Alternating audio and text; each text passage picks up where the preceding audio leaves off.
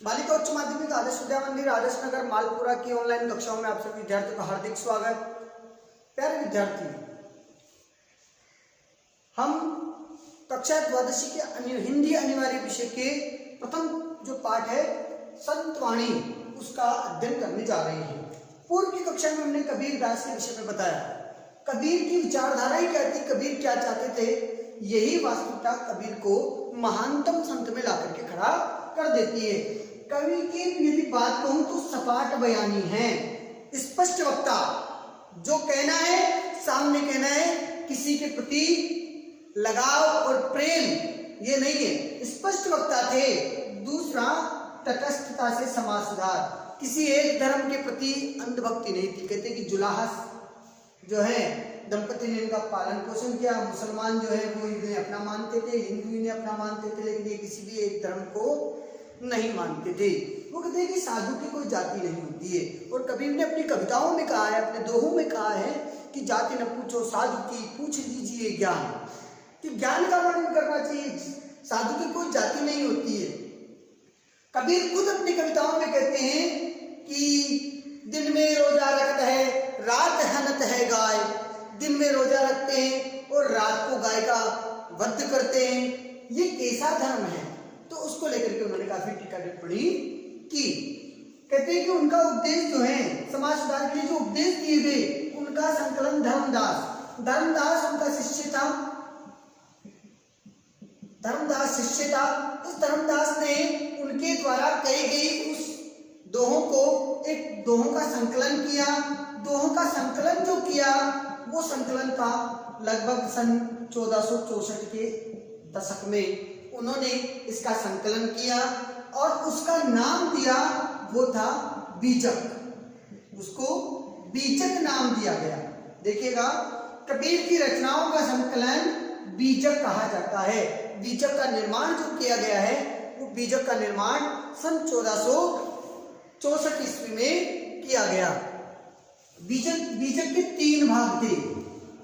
पहला भाग था, नीचे दिया गया है कि बीजक के 3 भाग हैं। पहला है रमैनी, दूसरा है शबद और तीसरा है साखी। ये 3 दिए गए। यदि बात करें इनकी तो इसमें देखिएगा कि जो रमैनी है, रमैनी का जो है वो रामायण से अर्थ लिया गया। रमैनी का मतलब रामायण से इसका अर्थ लिया गया। और इसमें छंदों की यदि बात करें तो दोहा और चौपाई छंद का प्रयोग किया गया। और बात करें यदि भाषा की तो मैं आपको देना चाहता हूं कि रामचंद्र शुक्ल हिंदी साहित्य के बहुत ही अच्छे इतिहासकार हुए हैं। रामचंद्र शुक्ल ने इनकी भाषा को सधुकड़ी भाषा कहा है, साधुओं की भाषा।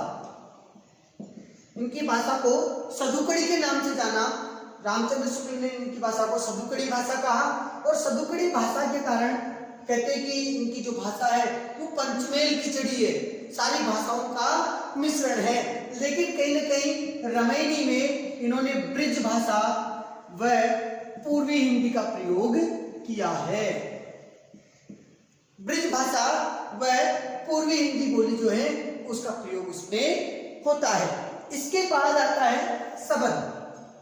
शब्द की बात करें तो शब्द का मतलब होता है शब्द, शब्द का मतलब शब्द।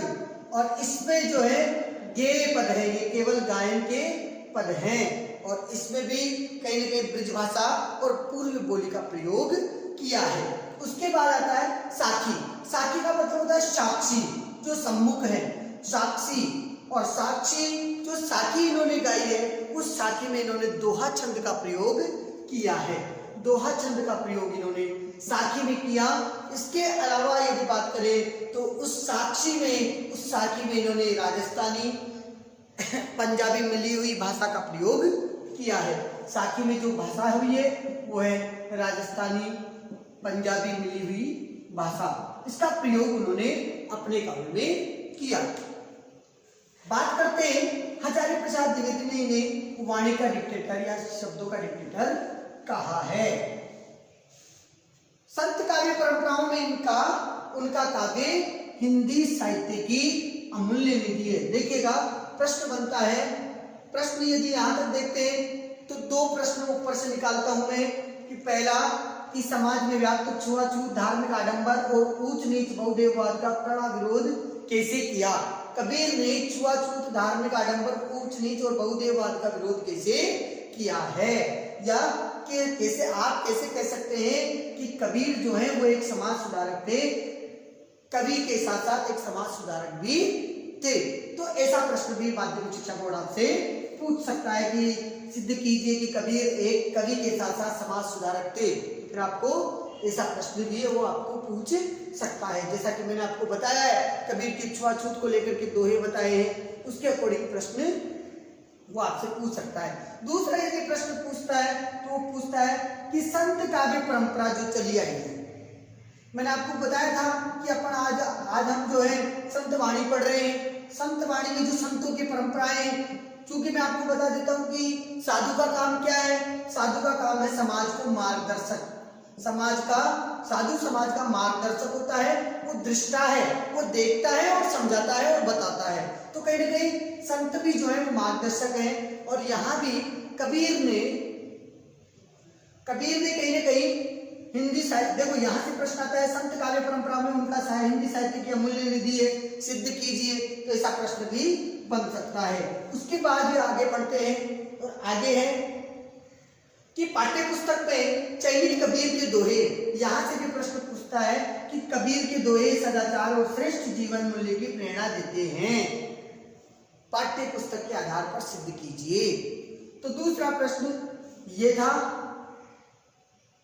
और तीसरा प्रश्न पूछा पाठ्य पुस्तक में चयनित दोहे, आपकी जो पुस्तक में जो जिन दोहों का चयन किया गया है वो दोहे अच्छे आचरण और एक अच्छे जीवन मूल्य के आधारित, एक प्रिंसिपल्स है, एक वैल्यूज है लाइफ की, उस वैल्यूज पर खरे उतरने वाले ये दोहे हैं जिनसे कि मनुष्य को प्रेरणा मिलती है, मानव इनसे प्रेरणा ले सकता है। तो ये श्रेष्ठ जीवन मूल्य की प्रेरणा देते हैं। और एक दोहा जो है सबसे शुरुआती दोहा है कि जीवन में त्याग का महत्व बड़ा अच्छा होता है। त्याग क्या है, त्याग किसे कहेंगे, उस त्याग का बड़ा महत्व है। और उन्होंने एक दृष्टांत देकर के कहा कि मानव को हंस की तरह शीर और नीर विवेक रखना चाहिए, अभिमान त्यागने में ही, उसके दूसरे दोहे में अभिमान त्यागने की बात उन्होंने कही है। और साधु की पहचान जाति से नहीं उसके ज्ञान से होती है, सत्संगति सार्थक होती है और दुराशा बुरी आशा जो है वो सांप के समान बड़ी घातक होती है।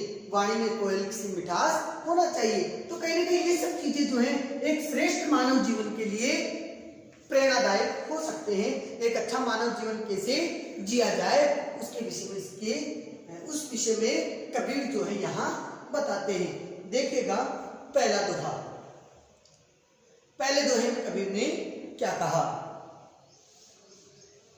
कबीर कहते हैं त्याग तो ऐसा कीजिए सब कुछ एक ही बार, सब प्रभु का मेरा नहीं नीचे किया विचार। नीचे एक शब्द इसमें कठिन जो लग रहा है वो है ये, इसका मतलब होता है निश्चय। नीचे का मतलब निश्चय। कबीर कहते हैं कि त्याग तो ऐसा कीजिए, व्यक्ति को त्यागी होना चाहिए। कबीर कहते हैं कि मनुष्य जो है उस मनुष्य को दृढ़ निश्चय करके अपना सब कुछ त्याग देना चाहिए, क्योंकि ईश्वर ने हमें सब कुछ दिया है। सारा सर्वशक्तिमान कौन है? ईश्वर है, अर्थात परमात्मा। परमात्मा ही सर्वशक्तिमान है। और व्यक्ति को क्या है? व्यक्ति तो आत्मा है। ये आत्मा तो क्या है? परमात्मा का एक अंश मात्र है। इसलिए हम कहते हैं ना, तेरा तुझको अर्पण क्या लाजे मेरा। इसलिए व्यक्ति क्या करता है? तेरा तुझको अर्पण की नीति को अपनाना चाहिए कि संसार में मेरा कुछ भी नहीं है, सब कुछ प्रभु का दिया हुआ है। इसीलिए मनुष्य को एक ही बार में दृढ़ निश्चय करके त्याग, सब कुछ त्याग देना चाहिए। त्याग तो ऐसा कीजिए सब कुछ एक ही बार, सब कुछ एक ही बार में त्याग देना चाहिए। और व्यक्ति को ये सोचना चाहिए कि सब प्रभु का मेरा नहीं। ये सब जो मेरे सुख दुख, जो धन संपदा, जो वैभव ऐश्वर्य है, ये सबके सब ईश्वर के हैं, मेरा कुछ भी नहीं, और ऐसा करके इन ईश्वर प्रदत्त सारी वस्तुओं का उसे त्याग देना चाहिए। अब त्याग देने का मतलब उसका शरीर भी जो है उसका स्वयं का नहीं है, ये भी ईश्वर के द्वारा दिया गया है। कबीर ने यहाँ कहीं न कहीं उपदेशात्मक भाषा का प्रयोग किया है।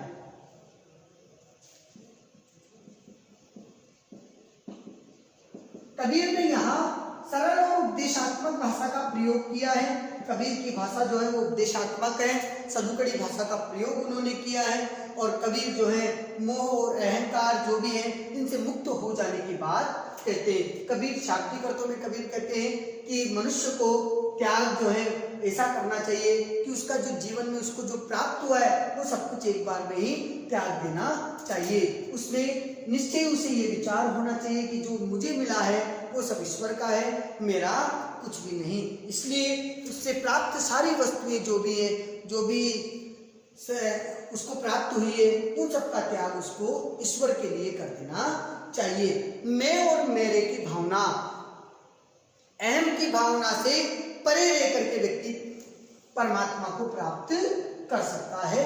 ये बात कबीर ने इसमें कही कि सब कुछ ईश्वर का है और ईश्वर को ही समर्पित कर देना चाहिए। आप इसमें लिख सकते हैं, तेरा तुझको अर्पण क्या लागे मेरा। ये नीति जो है व्यक्ति जो है जब अपनाएगा तभी सच्चे ईश्वर को प्राप्त कर लेगा। आगे की बात करते हैं। आगे की बात में आता है, सुनिए गुण की वार्ता अवगुण लीजिए नाय, हंस शील को कहते नीर से त्यागे जाए। कबीर कहते हैं कि संसार में जो है वार्ता शब्द आया, वार्ता का मतलब होता है महत्व या बात,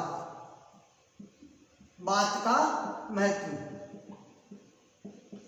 संसार में गुण का महत्व बड़ा अच्छा है, इसलिए अवगुण की प्राप्ति नहीं करनी चाहिए। अवगुण का मतलब होता है अवगुण, बुरे गुण। देखिएगा, अवगुण का मतलब अवगुण। सुनिए गुण की वार्ता, सुनिए गुण की वार्ता यानी महत्व। आप गुण की बात का महत्व सुनिए, अवगुण लीजिए ना। आपको बुरे गुण, बुरे विचार नहीं लेने चाहिए। यहाँ हंस किसका प्रतीक है? हंस प्रतीक है मनुष्य का। मनुष्य कैसा? ऐसा मनुष्य जो शीर यानी गहत है, गहत का मतलब प्राप्त करता है। शीर कहते दूध को, वैसे शाब्दिक अर्थों में क्षीर जो है वो खीर से बना है, दूध को। हंस क्या है? मनुष्य प्रतीक है, और दूध जो है वो गुण का प्रतीक है। मैं आपको यही बताने जा रहा हूं कि इस छंद में, इस दोहे में कबीर ने दृष्टांत अलंकार का प्रयोग किया। दृष्टांत का मतलब होता है, दृष्टांत अलंकार का प्रयोग कबीर ने किया है कि जब बिंब और प्रतीकों के माध्यम से कोई बात कही जाए, जैसे तुलसी ने किया है कि सट शुद्ध रही, सट शुद्ध रही सत संगति पाई, पारस परस धातु सुहाई। तो वहां भी दृष्टांत हुआ है, यहाँ भी दृष्टांत अलंकार का प्रयोग हुआ है कि बिंब और प्रतिबिंब के माध्यम से जब एक बात जो है तथ्यात्मक कही जाए तो प्रतीक क्या है? हंस मनुष्य का प्रतीक है, श्रेष्ठ मनुष्य का। कौन से मनुष्य का? श्रेष्ठ मनुष्य का। शीर का मतलब होता है दूध, दूध का अभिप्राय है गुण, और पानी नीर, नीर का मतलब होता है पानी। पानी प्रतीक है अवगुण का। आप देख सकते हैं पानी अवगुण का प्रतीक है। और कबीर ने यही कहा कि सुनिए गुण की वार्ता, गुण की वार्ता सुनिए, गुण की वार्ता सुनिए।